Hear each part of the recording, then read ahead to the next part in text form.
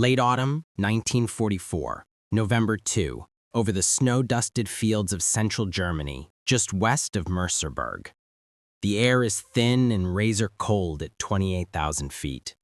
A faint smell of high-octane fuel and cordite drifts through the open cockpit of a Messerschmitt Bf 109 G6.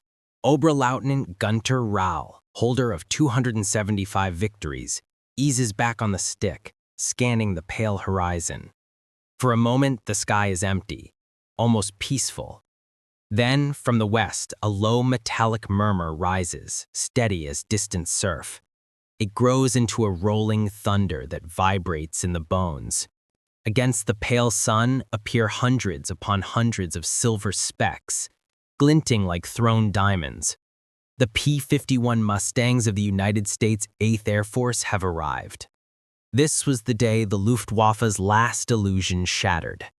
For 4 years, the pilots of the Jagdwaffe had ruled the European sky. In 1940, they swept the RAF from French airspace in weeks. In 1941, they carved corridors through Soviet formations at will.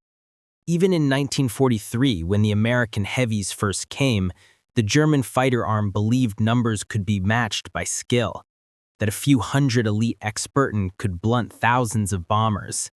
They were wrong, but pride allowed them to believe otherwise.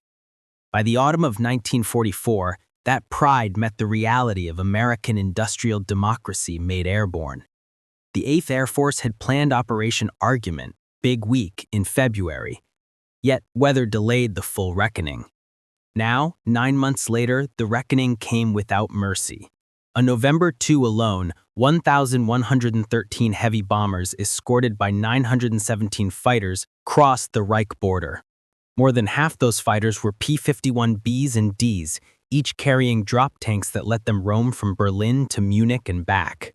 German radar plotted the incoming streams, but the sheer volume overwhelmed every controller. At Jagd Division headquarters, frantic voices shouted Indiana, grosser Verband, yet there were too many arrows on the scopes to count.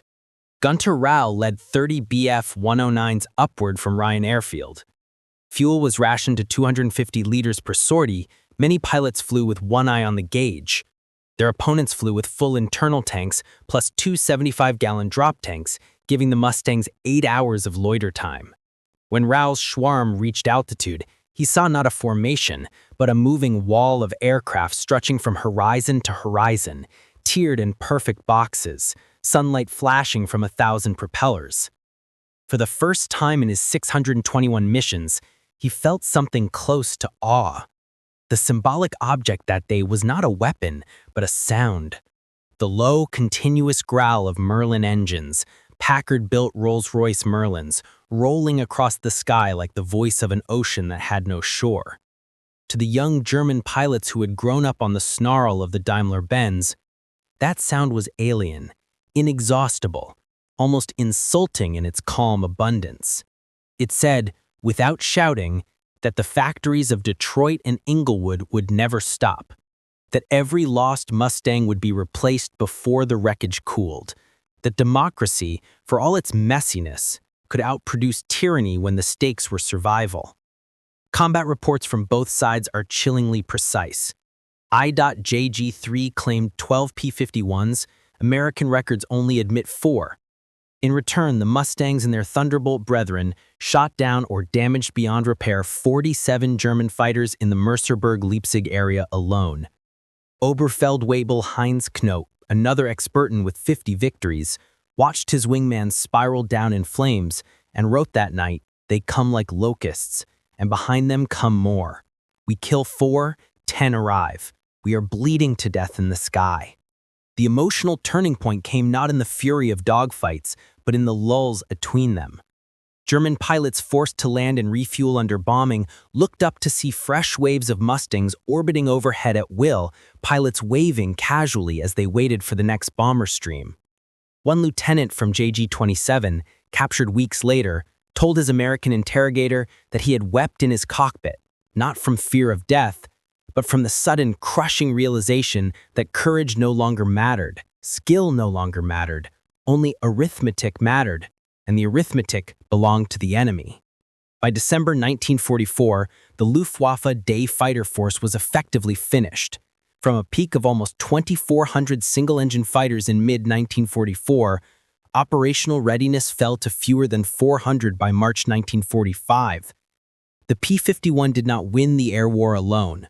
Thunderbolts, Spitfires, and the bombers themselves all bled the Luftwaffe white. But the Mustang delivered the final, unmistakable verdict.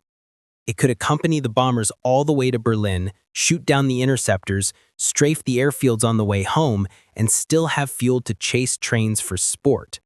It turned the Reich from a fortress into a shooting gallery. In the end, the spring of 1945, when Allied ground crews walked the silent rows of abandoned Luftwaffe fighters, they found logbooks filled with frantic pencil marks counting remaining sorties, remaining liters of fuel, remaining days. Beside one swastika emblazoned tailfin, someone had scratched in English, "We thought we were eagles. They showed us they owned the sky." The growl of the Merlin has long since faded into history, yet it still echoes as a reminder, not of mere horsepower or wing loading, but of what happens when free people decide that tyranny will not be allowed to breathe. The endless waves of silver wings that rolled over Germany in 1944 were not simply machines. They were ballots cast in aluminum and steel, votes for a world where no single will could choke the future. And on the day those waves first appeared without limit, the pilots who had once believed themselves invincible looked up through shattered canopies, heard that steady, democratic thunder, and understood, at last and too late, that some forces cannot be fought with valor alone. Some forces can only be outlasted by the patient, relentless abundance of a people who refuse to kneel.